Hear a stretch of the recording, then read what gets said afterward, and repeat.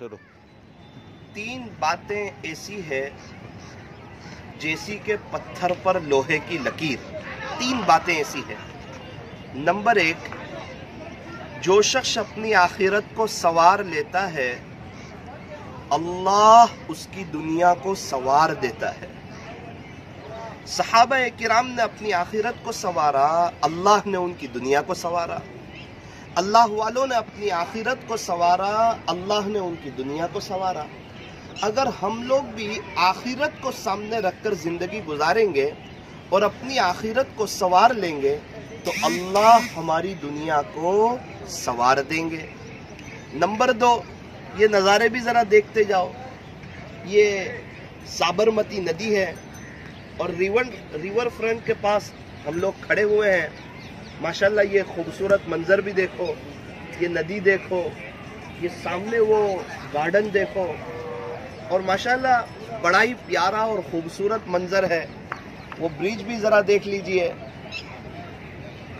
और यहाँ एक अजीब खुसूसियत है, लोग खेल रहे हैं, साइकिल चला रहे हैं और वॉकिंग कर रहे हैं और बच्चे स्केटिंग कर रहे हैं।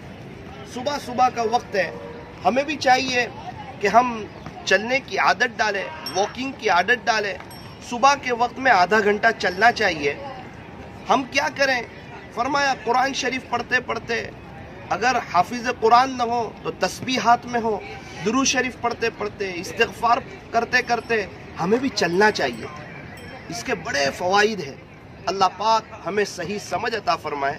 दूसरी बात यह है कि जो शख्स अपने आमाल को संवार लेता है, अल्लाह उसके हालात को संवार देता है।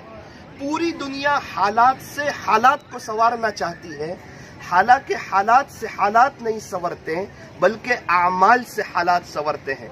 इसलिए तय कर लीजिए, अपनी जिंदगी अमली जिंदगी बना लीजिए। नंबर 3, जो शख्स अपने अल्लाह से सुलह कर लेता है, अल्लाह उसके और मखलूक के दरमियान सुलह कर देता है। अल्लाह अकबर कबीरा। हम चाहते हैं ना कि तकरीबन हर एक हमसे खुश रहे, क्या करें? फरमाया अल्लाह से सुलह कर लें। जो अल्लाह से सुलह कर लेता है, अल्लाह उसके और मखलूक के दरमियान सुलह कर देता है। अल्लाह पाक हमें सही समझ अता फरमाए। नंबर 1, आखिरत को सामने रखकर जिंदगी गुजारने की। नंबर 2, अमली जिंदगी बनाने की। नंबर 3, तौबा करके अल्लाह से सुलह कर लेने की। अल्लाह हमें तौफीक और सआदत नसीब फरमाए। ये बड़ा ही खूबसूरत नज़ारा था, दिल में आया कि आपसे भी शेयर कर लिया जाए कि माशाल्लाह ये साबरमती नदी है, रिवर फ्रंट के पास हम लोग खड़े हुए हैं। सामने लोग जो है वो साइकिल चला रहे हैं और लोग वॉकिंग कर रहे हैं, अपनी सेहत की फिक्र कर रहे हैं। हमें चाहिए कि हम जिस्मानी सेहत की भी फिक्र करें और रूहानी सेहत की भी फिक्र करें। एक बड़ा ही खूबसूरत नज़ारा है।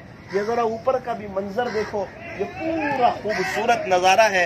अल्लाह की कुदरत में गौर फिक्र करना चाहिए।